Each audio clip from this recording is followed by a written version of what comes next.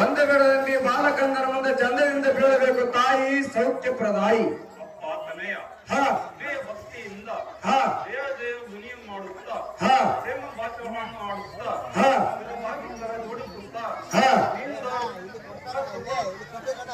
ನನಗೆ ಸಾರಥಿ ಸಾರಥಿ ಅಂತ ಕರೆಯುವರಮ್ಮ ತಾಯಿ ತಮ್ಮ ನಿಜ ನಾಮಾಗಿದ್ದವೆಂದು ಕೇಳಿದೆ. ಆಹೋ ತಾಯಿ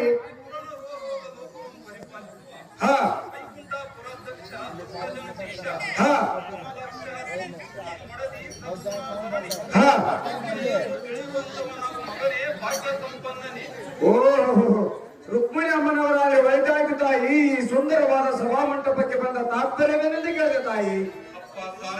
ಆಹೋ ತಾಯಿ ಸಭಾ ಮಂಟಪಕ್ಕೆ ಬಂದ ಅಂದವೇನೆಂದರೆ ವಾರಿಜಾಕ್ಷನಾದ ಶ್ರೀಕೃಷ್ಣನು ಸಾರಮುನಿಜರೊಡನೆ ಗೋಮುಕ್ತನಾಗಿ ಸುಕುಮಾರನಾದ ಮನ್ಮಥನ ಲಗ್ನದ ವಿಚಾರವನ್ನು ಮರೆತು ಸುಮ್ಮನೆ ಕುಳಿತಿರುವನು.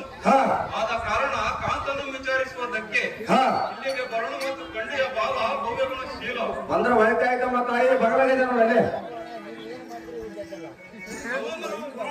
ಐಶ್ವರ್ಯ ಮತ್ತು ಭಾರೇ ಪ್ರಾಣವಲ್ಲವೇ? ಇವತ್ತಿನ ದಿವಸ ಇದೇನು ನಿನ್ನ ಮುಖ ಆಶ್ಚರ್ಯವಾಗಿರುವುದು. ಚಂದ್ರನಿಗೆ ರಾಹು ತೊಡಗಿದಂತೆ ಚಂದ್ರನಂಪೋಲುವ ಈ ನಿನ್ನ ಸುಂದರ ಮುಖವು ಕಂದಿ ಕುಂದಿ ಕಪ್ಪಾದ ಕಾರಣವೇನು? ಯಾರಾದರೂ ನಿನ್ನ ಬೈದಿರುವರು ಹೇಗೆ? ಅಥವಾ ಮಂದಿರದಲ್ಲಿ ದಾಸಿಯರು ನಿನ್ನ ಆಜ್ಞೆ ಮೀರಿರುವರು ಹೇಗೆ?